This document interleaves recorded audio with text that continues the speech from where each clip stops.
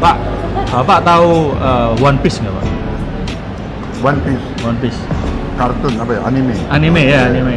Ya tapi saya nggak terlalu mengikuti. Pak Prabowo tahu One Piece. Tapi nggak terlalu mengikuti. Ya, itu tadi saya menanyakan One Piece kan Pak. Mungkin saya bisa kasih tahu ke Bapak karena One Piece ini Pak, ini spektakuler Pak. Jadi Ya. One Piece adalah sebuah karya. Nah, karya kreatif dan ini berasal dari negara Jepang. One Piece dari negara Dari Jepang Pak, dari Jepang. Jadi anime itu dari Jepang. Nah, Ada nggak anak-anak Indonesia yang bisa bikin kayak begitu? banyak Pak, Begitu? banyak. Tapi kita selama ini tuh hanya menjadi tukang Pak.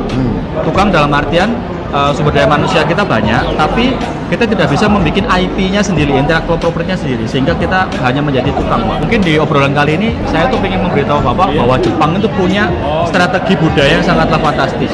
Tadi kan saya juga bertanya ke jenengan kalau misalnya di dalam Kementerian Pertahanan itu kan apakah kita hanya bertahan Pak? Kan kita offense juga bisa Pak ya?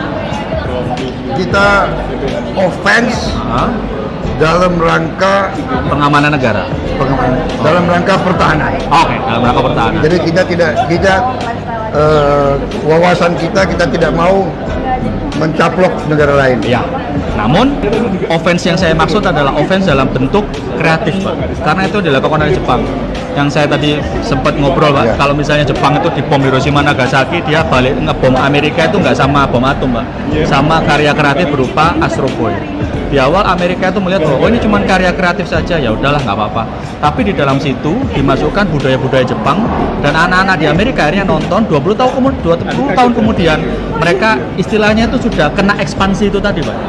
Bahwa Amerika terjajah oleh Jepang tapi dalam segi budaya, sehingga sushi bisa berdiri di sana, restoran-restorannya, terus ramen gitu kan, karena yang mereka terapkan adalah Pak, kenali, cintai, konsumsi Pak. Itu ternyata seramnya yang dilakukan oleh Jepang. Korea Selatan itu baru-baru ini Pak, baru-baru ini saya pun juga sama Pak, sama mungkin kebanyakan orang. Saya suka K-pop, saya suka drama Korea, saya juga wibu Pak, saya suka anime.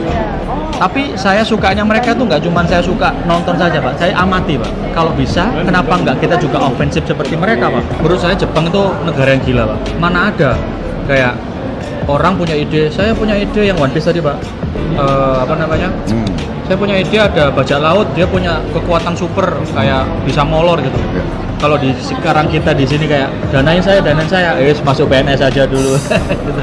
Tapi kalau di sana didanai beneran Pak. Jadi pemerintah mendanai itu dan pemerintah punya strategi budaya yang sangatlah konkret untuk konten itu bisa diekspor ke sebanyak-banyak negara. Karena seperti yang balik lagi yang tadi saya bilang bahwa ada lokomotif itu loh Pak, itu kan juga bisa menjadi lokomotif Pak. Nah itu Pak, grand plan di Indonesia ini masih belum ada Pak. Nah itu mungkin yang harus segera kita lakukan. Jadi banyak sekali Pak, saya juga belajar banyak dari Bapak tentang apa ya, kayak militer seperti apa tadi ya kan Pak. Saya pun juga memberikan insight yang baru mungkin buat jenengan tentang kreatif itu kayak gimana sih Pak. Karena kreatif pun juga bisa menjadi lahan perang juga Pak. Karena perangnya nggak pakai bedil Pak, pakai kreatif Pak. Itu yang dilakukan Jepang ketika dia di bom atom, yang balisnya itu pakai kreatif.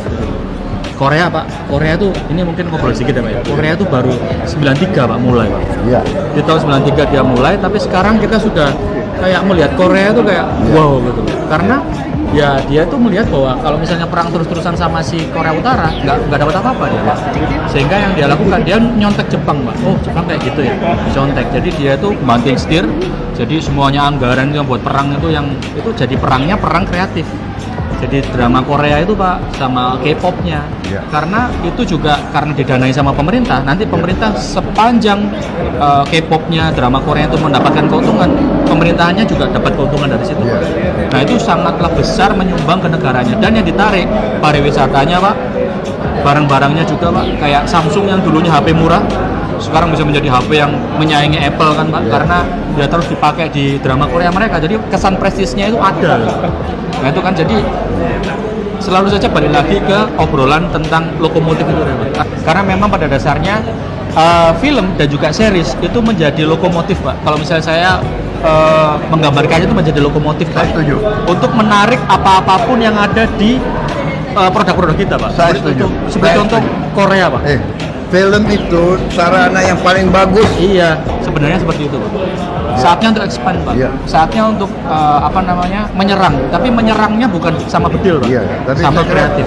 Ya sekarang inilah saatnya untuk anak-anak muda yang kreatif. Iya. Kita butuh kreativitas itu kan. Iya. Ya. Tadi kita juga ngobrolin tentang ini, teman-teman. Film perang ya, Pak ya. Ada Band of Brothers. Bapak ternyata nonton, suka ya ternyata, Pak ya. Karena Saya memang udah nonton Band of Brothers mungkin berapa kali, Pak? 3, 4, 5 kali gitu kan. Ya ampun, Iya, iya. diulang-ulang, Pak ya. Iya. Bagus memang Band of Brothers. Karena saya dulu kan waktu saya masih remaja saya juga pernah jadi komandan kombi. Oh iya, kayak si siapa Iya, namanya Winters. Jadi Winters.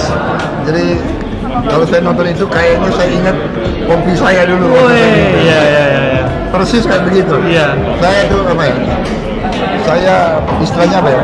Identifikasi kayak. Iya.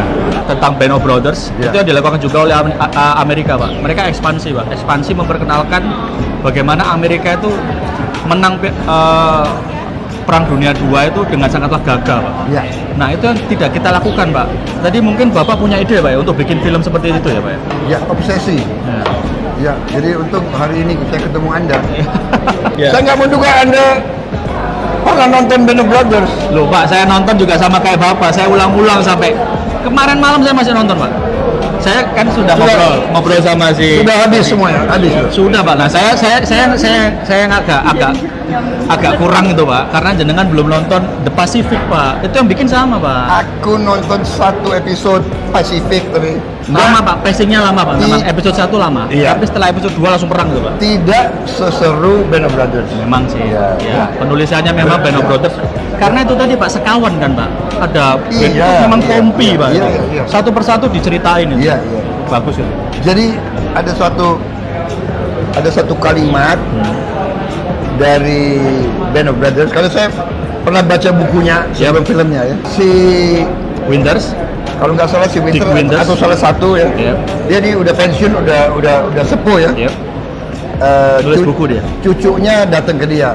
Cucunya datang ke dia. Grandfather ya. Oh, I know Eh, this one. eh, eh. Iya. Ya. Oke, lanjut, Pak. Grandfather, are you a hero? Ya. Ah. Ini jawabannya Winters bagus nih. Ya. Dia Ya. tanya, are you a hero?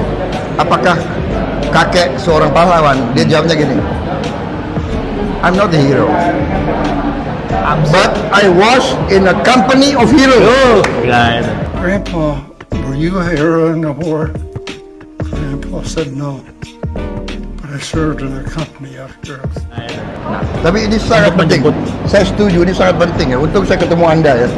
Kalau kita lihat banyak negara berpikir gitu, bagaimana mendidik anak-anak muda, anak-anak itu sejarah, film-film kolosal, ya kan? Itu mendidik anak mudanya, Pak, Dia itu, Pak. cerita tentang Radcliffe. dinasti ini, Radcliffe nonton dinasti itu, dinasti ini. Apa? Radcliffe nonton tuh. Aku nonton dua-duanya. Wah, kan Radcliffe nonton ternyata. Aku Radcliffe 1, Radcliffe 2. Ya, itu Jangan tanya ya. berapa kali saya nonton. Berapa kali? Mungkin ada 3-4 kali. Tapi memang itu strategi perang yang Oh. keren itu, Pak. Luar biasa. Strategi perang yang keren. Jadi Ya. kapan kita bikin film tentang Majapahit, Ya.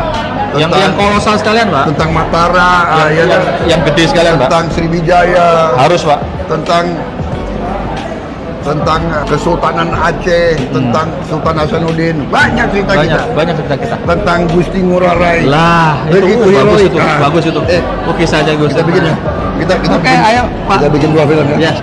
Mungkin bisa diceritakan dikit, Pak, gimana nanti Bapak punya ide tentang 10 November tadi, Pak. Film.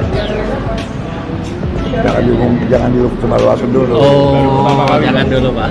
Kalau yang Itu lain, Pak. namanya, itu namanya intellectual property right.